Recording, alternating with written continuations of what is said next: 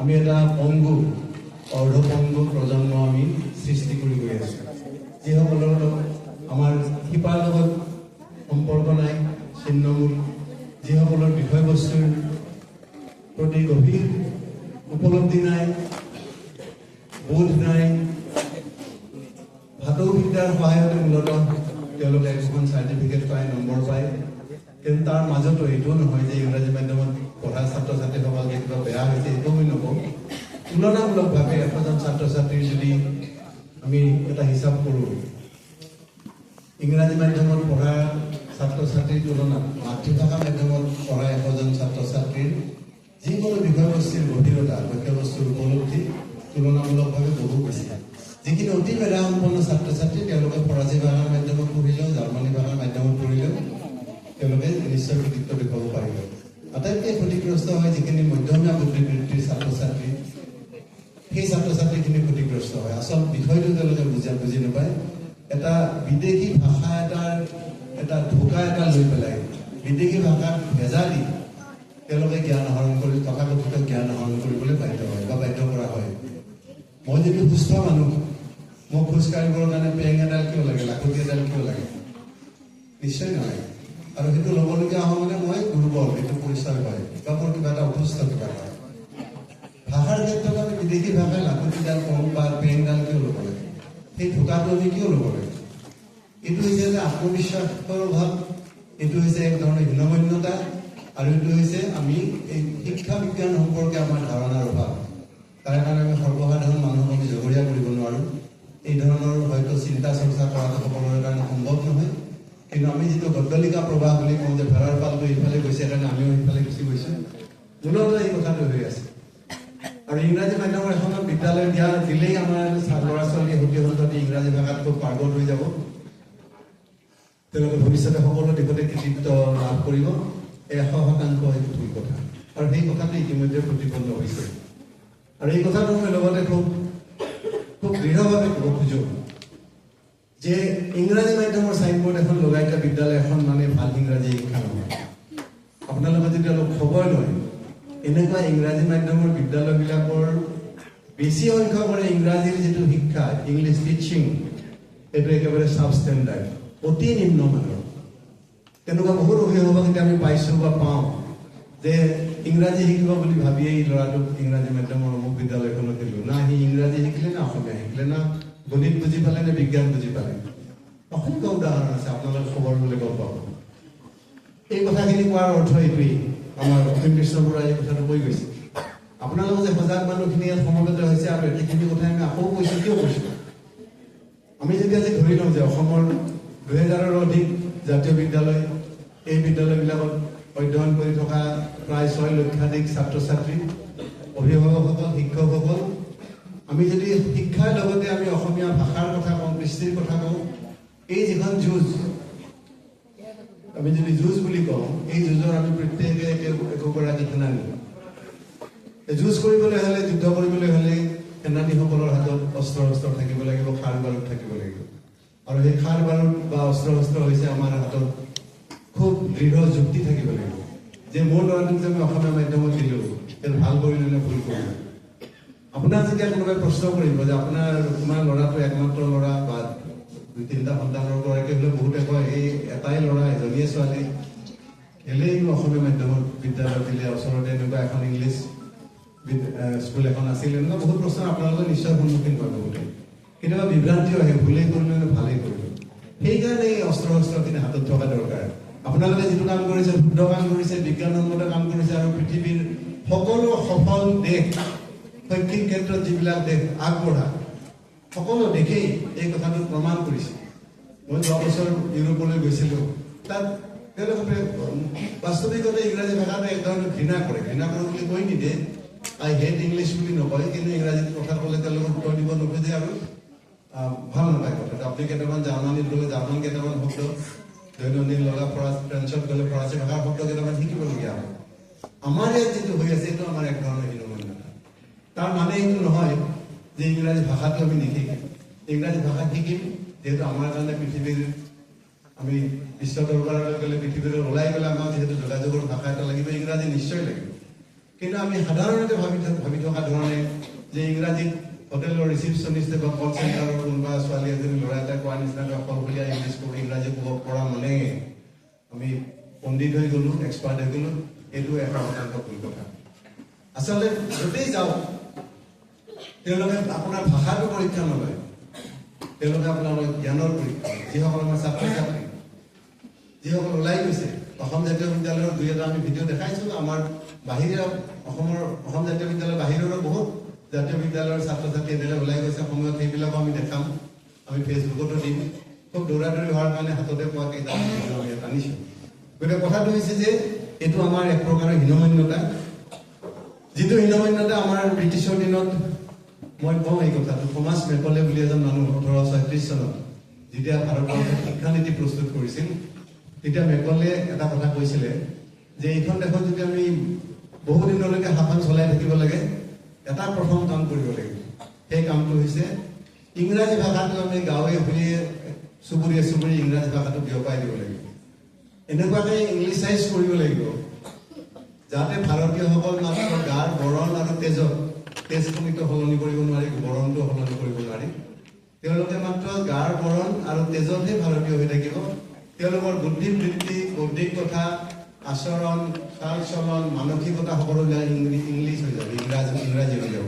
তেতিয়া আমাৰ কাৰণে শাসন সুচল কৰি ৰখাৰ কাৰণে যুগ যুগ ধৰি এইটো সফল হ'ব।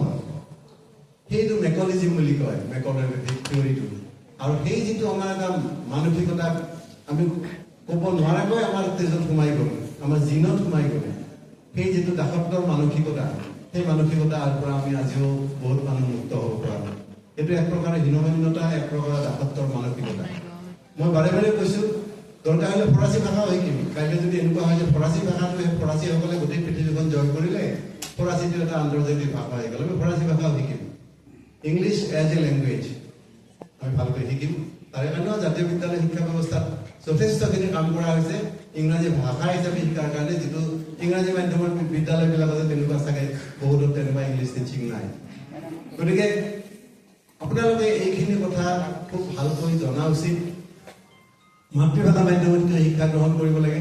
ভাৰতবৰ্ষৰ যিমানবিলাক শিক্ষা আয়োগ হৈছে আজিলৈকে, স্বাধীনতাৰ আগত, স্বাধীনতাৰ পিছত, মুডালিয়াৰ আয়োগ কওক, চেটলাৰ আয়োগ কওক, ৰাধাকৃষ্ণন আয়োগ কওক, কোঠাৰী আয়োগৰ কথা কওক, শেহতীয়াকৈ ৰাষ্ট্ৰীয় শিক্ষানীতি 2020, কোনো এখন আয়োগে কোৱা নাই যে বিদ্যালয় পৰ্যায়ত শিক্ষাৰ মাধ্যম ইংৰাজী হ'ব লাগে। আপোনালোকে গুগল চাৰ্চ কৰি চাওক, নিজে চাওক, আমি কোৱা কথাটো বিশ্বাস কৰিব নালাগে। মই আপোনালোকৰ কাৰণে কোৱা নাই, আপোনালোকে এই কথাটো আনক ক'ব। এইখিনি কথাহে আপোনালোকক আমি কৈ আছোঁ। খুব বুকু ফিন্দাই ক'ব লাগিব যে মোৰ কাৰণে অসমীয়া মাধ্যমত দিছোঁ, জাতীয় বিদ্যালয়ত দিছোঁ, শংকৰদেৱ বিদ্যালয়ত দিছোঁ, অতি শুদ্ধ কাম এটা কৰিছোঁ। বুকু ফিন্দাই ক'ব লাগে। তাত কোনো হীনমন্যতাৰ কথাটো নায়েই। যিসকলে বিদেশী ভাষাত ঢোকা দি ল'ৰা ছোৱালীক অতি শিক্ষা দিব খোজে, তেওঁলোকে হীনমন্যতাত ভোগা উচিত। এইটো কোনো ইংৰাজী বিদ্বেষ নহয়, মানুহবিলাকৰ প্ৰতি আমাৰ কোনো বিৰাট ভাৱ নাই। কিন্তু যিটো সত্য, সূৰ্যকৈ পশ্চিম ফালে উদয় হয় বুলি ক'লে এইটো সত্য কেতিয়াও হ'ব নোৱাৰে। পূবফালে উদয় হয় যেনেকৈ সত্য, মাতৃভাষা মাধ্যমত শিক্ষা গ্ৰহণটো বিজ্ঞানসন্মত কথা, এইটো সত্য। এতিয়া শিক্ষা আয়োগবিলাকে কৰি গৈছে, গুগল চাৰ্চ কৰক যে ইংৰাজী মাধ্যম শিক্ষাৰ কাৰণে ভাল নে মাতৃভাষা মাধ্যমৰ ভাল। মই আজিলৈকে বিচাৰি এনেকুৱা এটা গৱেষণা উলিয়াব পৰা নাই যোন কৈছে যে নহয় মাতৃভাষাটো বহুত ক্ষতিকাৰক, ইংৰাজী মাধ্যমত পঢ়িলে ভাল। আপোনালোকে নিজে এইটো পৰীক্ষা কৰি চাব পাৰে। প্ৰত্যেকতে হাজাৰ হাজাৰ গৱেষণা আছে দেশে বিদেশে যে একমাত্ৰ মাতৃভাষা মাধ্যম শিক্ষা গ্ৰহণ। উচ্চ স্তৰত ইংৰাজী ভাষা লাগিব, ফৰাচী ভাষা লাগিব, মাণ্ডাৰিন লাগিব, চীন দেশৰ সেইটো সুকীয়া কথা। শেহতীয়াকৈ যিখন ৰাষ্ট্ৰীয় শিক্ষানীতিয়ে কি কৈছে যে 8ম শ্ৰেণীলৈকে মাতৃভাষা মাধ্যমত শিক্ষা গ্ৰহণ কৰিব লাগে, পাৰিলে তাৰ ওপৰলৈকে যাব লাগে। আমি যিটো CBSE পঢ়ি থাকোঁ, বহুতৰ এটা ভ্ৰান্ত ধাৰণা আছে যে CBSE কোৰ্চ মানে সাংঘাতিক ভাল। আজিকালি আচলতে CBSE বা ষ্টেট বোৰ্ড কাউন্সিল বুলি কোনো পাৰ্থক্য নাই। মূলত NCERT ৰাষ্ট্ৰীয় শৈক্ষিক গৱেষণা পৰিষদৰ যিখিনি পাঠ্যক্ৰম, সেই পাঠ্যক্ৰমকেই ষ্টেট বোৰ্ড হওক, চেণ্ট্ৰেল বোৰ্ড হওক, সকলোৱে সেইটোকে অনুসৰণ কৰে। এতিয়া CBSE নিচিনা ইংৰাজী মাধ্যম, CBSE মানে ইংলিছ মিডিয়াম, এই তামিলনাডুতে হওক, অসমতে হওক, অৰুণাচলতে হওক, CBSE এইটো নিৰ্দেশনা আহিছে, তেওঁলোকে এইটো আৰম্ভ কৰিছে যে প্ৰাথমিক পৰ্যায়ত অন্ততঃ 5ম মানলৈকে তেওঁলোকে ল'ৰা ছোৱালীক যিখন ৰাজ্যত CBSE স্কুল আছে সেই ৰাজ্যৰ ভাষা বা আঞ্চলিক ভাষাত শিক্ষাদান কৰিব লাগিব। সেইটো কাৰ্যকৰীকৰণ আৰম্ভ হৈ গৈছে ইতিমধ্যে। CBSE পঢ়োৱা মাক দেউতাকবিলাকৰ হাহাকাৰ লাগি গৈছে ইংৰাজী পঢ়াম বুলি আমি CBSE দিলে আকৌ এতিয়া অসমীয়াতে পঢ়িব লাগিব, আকৌ বঙালীতে পঢ়িব লাগিব। তেওঁলোকৰ মাজত হাহাকাৰ লাগিছে, কিন্তু এইটো চৰকাৰে কৰিব। আমাৰ যিটো ইউনিভাৰ্চিটি গ্ৰাণ্টছ কমিশ্যন আছে, ইউনিভাৰ্চিটি গ্ৰাণ্টছ কমিশ্যনে কৈছে যে আমাৰতো এতিয়া স্নাতক পৰ্যায়লৈকে শিক্ষা গ্ৰহণ মাতৃভাষা মাধ্যমত হৈ এইটো আছেই, চলিয়ে আছে। বিশ্ববিদ্যালয় পৰ্যায়তো যদি কোনোবাই ইতিহাস পঢ়িব খোজে, দৰ্শন শাস্ত্ৰ পঢ়িব খোজে নিজৰ ভাষাত, সেইটো ব্যৱস্থা বিশ্ববিদ্যালয়বিলাকে কৰিব লাগিব। এইটোৱেই নহয়, মাতৃভাষা মাধ্যমত অধ্যয়ন কৰা এজন ছাত্ৰ তেওঁ স্কুল পৰ্যায়ত হওক বা মহাবিদ্যালয় পৰ্যায়ত হওক, আৰু ইংৰাজী ভাষা মাধ্যমত পঢ়ি যোৱা এজন ছাত্ৰ তেওঁলোক ভৱিষ্যতে ধৰিলেও এই নাহৰকটীয়া কলেজৰ এজন অধ্যাপকৰ পদৰ কাৰণে আবেদন কৰিলে। এনেকুৱা ইনষ্ট্ৰাকশ্যনো আহিছে, এনেকুৱা নিৰ্দেশনা আহিছে যে বাকী সকলো কথাত যদি সমান হৈ যায় তেওঁলোকৰ দুজনৰে নম্বৰ, চাব লাগিব যে কোনে মাতৃভাষা মাধ্যমত তলৰ পৰা অধ্যয়ন কৰি আহিছে। যদি ধৰি ললো অমুকজনে মাতৃভাষা মাধ্যমত তলৰ পৰা অধ্যয়ন কৰিছে, আনজনে ইংৰাজী মাধ্যমত কৰিছে, নম্বৰ দুইজনেৰে সাক্ষাৎকাৰৰ পিছত সমান হৈ গ'ল, তেতিয়া মাতৃভাষা মাধ্যমত পঢ়াজনক অগ্ৰাধিকাৰ দি পেলাই নিযুক্তি দিব লাগিব। সেই নিৰ্দেশনা এতিয়া আহিছে। মেডিকেল পাঠ্যক্ৰম, ইঞ্জিনিয়াৰিং পাঠ্যক্ৰম মাতৃভাষা মাধ্যমত কৰাৰ কাৰণে প্ৰস্তাৱ কৰা হৈছে। ভাৰতবৰ্ষত 2-এখন মেডিকেল কলেজত ইতিমধ্যে আৰম্ভ হৈছে, অসমতো সেইটো প্ৰক্ৰিয়া আৰম্ভ হৈছে। ইঞ্জিনিয়াৰিঙৰ পাঠ্যক্ৰম আৰম্ভ হৈছে। গোটেইবিলাক মেডিকেল কলেজ অসমীয়া ভাষাত হ'ব নে নহ'ব, হোৱাটো উচিত অনুচিত, সেইটো এতিয়াও বিতৰ্কৰ পৰ্যায়ত আছে, সেই বিষয়টো নাযাওঁ। কথাটো এইটোৱে ক'ব খুজিছোঁ যে মাতৃভাষাৰ প্ৰতি যিটো সন্মান, আমি 32 বছৰ আগতে কৰা যিটো আমাৰ যাত্ৰা, এই যাত্ৰাটো যে শুদ্ধ আছিল, এইটো যে বিজ্ঞানসন্মত আছিল আৰু শক্তিশালী আছিল, খুব এইটো ভাল লগা কথা যে বৰ্তমানৰ চৰকাৰখনে ৰাষ্ট্ৰীয় শিক্ষানীতিৰ জৰিয়তে এই কথাটো খুব শক্তিশালীভাৱে প্ৰতিপন্ন কৰিছে আৰু এটা নতুন দিশত আমাৰ শিক্ষা ব্যৱস্থা আগবঢ়াই লৈ যাব খুজিছে। মই যিটো কথা ভাবোঁ যে ভাৰতবৰ্ষ শিক্ষাৰ ক্ষেত্ৰত এতিয়াও আন উন্নত দেশৰ তুলনাত বহুত পিছত আছে আমাৰ ৰেংকিং। যদি আগবাঢ়ি যাব লাগে, এই মৌলিক পৰিৱৰ্তনবিলাক হ'ব লাগিব। যি মৌলিক পৰিৱৰ্তনৰ সূচনা আমি ইমান 3টা দশক আগতে আৰম্ভ কৰিছিলোঁ, সেই পৰিৱৰ্তনৰ সূচনা এতিয়া চৰকাৰীভাৱে কৰা হৈছে। গতিকে আপোনালোকে এইবিলাক কথা জানিব লাগিব, মানুহক ক'ব লাগিব। আমাৰ যেনেকৈ অসীম কৃষ্ণ বৰুৱাই কৈছে, আড্ডাত আপোনাৰ পঢ়া হেৰি চৰাঘৰত হওক, অফিচ কাছাৰীত হওক, এই আলোচনাবিলাক আপোনালোকে প্ৰসাৰিত কৰিব লাগিব। আপোনালোক প্ৰত্যেকেই এই যুঁজখনত নামি, আমি আশা কৰোঁ এই কথাখিনি আপোনালোকক নিজে এই আত্মপ্ৰত্যয়টো লওক। ভাল কাম কৰিছোঁ, শুদ্ধ কাম কৰিছোঁ, ল'ৰা ছোৱালীক সঠিক পথত দিছোঁ। এতিয়া অসীম কৃষ্ণ বৰুৱাই আমাৰ সতী সন্ততিৰ উদাহৰণ দিছে, এনেকুৱা আৰু বহুত আছে। আমি যি সময়ত আমি বিশ্বাসেৰে আৰম্ভ কৰিছিলোঁ, আমাৰ সন্মুখত কোনো এনেকুৱা উদাহৰণ নাছিল। আছিল এটা সময়ত কোনো ব্যক্তিগত খণ্ডৰ বিদ্যালয় নাছিল, ইংৰাজী মাধ্যমৰ কথাই নাই। সেই সময়ত সকলোৱে চৰকাৰী অসমীয়া মাধ্যমৰ বিদ্যালয় পঢ়িছিল, আৰু সেই সময়ৰ ছাত্ৰ ছাত্ৰী আজি তেওঁলোক পৰিপক্ক নাগৰিক হিচাপে ৰাজ্যখনৰ, দেশখনৰ, দেশ বিদেশৰ বিজ্ঞান, সাহিত্য, সংস্কৃতি, শিল্প সকলো ক্ষেত্ৰতে যিখিনি মানুহে নেতৃত্ব দি আছে, ইয়াৰে 99% হয়তো মোৰ হাতত তেনেকুৱা পৰিসংখ্যা খুব মই প্ৰত্যাহ্বানজনক ক'ব নোৱাৰোঁ, কিন্তু অধিকাংশ প্ৰায়খিনি মাতৃভাষা মাধ্যমত অধ্যয়ন কৰি অসমৰে হওক, বিহাৰৰে হওক, পশ্চিমবংগৰে হওক। গতিকে ইংৰাজী মাধ্যমৰ মৰিচিকা খেদি আমি বিভ্ৰান্ত হ'ব নালাগে। মানুহে সঠিক কথাটো জানিব লাগে। আমাৰ ছাত্ৰ ছাত্ৰীসকল, আন জাতীয় বিদ্যালয়ৰ ছাত্ৰ ছাত্ৰীসকল, শংকৰদেৱ শিশু নিকেতনৰ ছাত্ৰ ছাত্ৰীসকল, চৰকাৰী বিদ্যালয়বিলাকৰ ছাত্ৰ ছাত্ৰী দেশে বিদেশে তেওঁলোকে ইতিমধ্যে সাফল্যৰ উদাহৰণ দাঙি ধৰিছে। আমি সেইবিলাকৰ পৰা নিশ্চয় অনুপ্ৰাণিত হ'ব পাৰোঁ। আৰু এটা কথা মই মাতৃভাষা শিক্ষাৰ লগতে এটা কথা ক'ব খোজোঁ যে আমি শেহতীয়াকৈ ধ্ৰুপদী ভাষাৰ স্বীকৃতি লাভ কৰিছোঁ। অসমীয়া ভাষাটোৱে আমি গৌৰৱান্বিত, আৰু এইটো আমাক নিশ্চয় আৰু বেছি যুক্তি দিছে, বল সাহস দিছে।